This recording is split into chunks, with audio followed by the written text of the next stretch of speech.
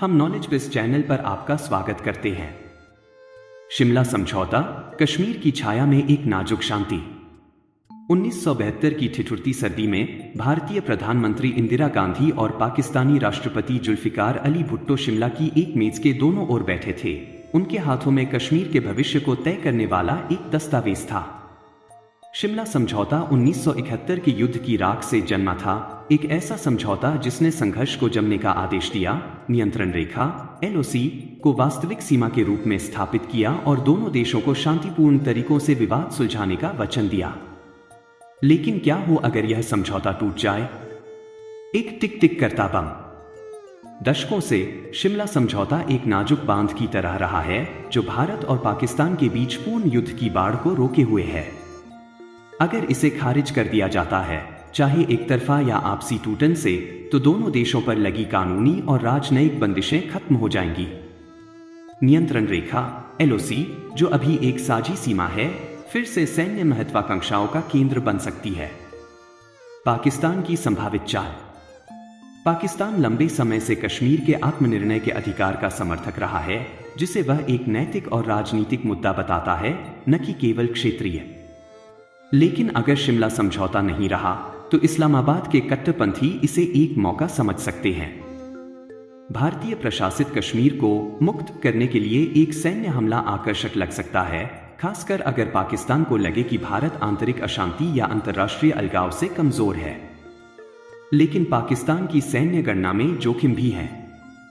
भारत की पारंपरिक सैन्य श्रेष्ठता, जिसे हाल के रक्षा आधुनिकीकरण ने और मजबूत किया है, एक बड़े हमले को खतरनाक बनाती है।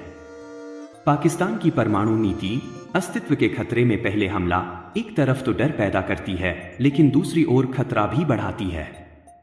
क्या रावलपिंडी एक ऐसे युद्ध का जोखिम उठाएगा जो परमाणु टकराव में बदल सकता है?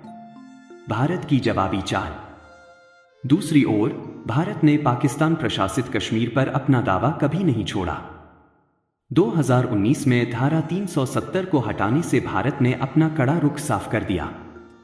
अगर शिमला समझौता खत्म होता है, तो भारत के कट्टरपंथी पाकिस्तानी कश्मीर पर सैन्य कार्रवाई की मांग कर सकते हैं, इसे फिर से जोड़ने के नाम पर। भारत की सैन्य ताकत और हाल के सीमा पार हमले, जैसे 2019 का बालाकोट एयर स्ट्राइक, दिखाते हैं कि वह सीमित हमले कर सकता है। लेकिन पाकिस्तान का परमाणु हथियार और गिलगित बाल्टिस्तान में चीन के रणनीतिक हित इस मामले को और जटिल बनाते हैं। क्या भारत एक ऐसे संघर्ष का जोखिम उठाएगा जो चीन को घसीट ले या परमाणु युद्ध को जन्म दे? जंग का जोकर चीन और अंतर्राष्ट्रीय समुदाय। चीन, पाकिस्तान का हर मौसम का दोस्त, कश्मीर में खुद का हित रखता है, खासकर चीन पाकिस्तान आर्थिक गलियारा (CPEC), जो विवादित इलाके से गुजरता है।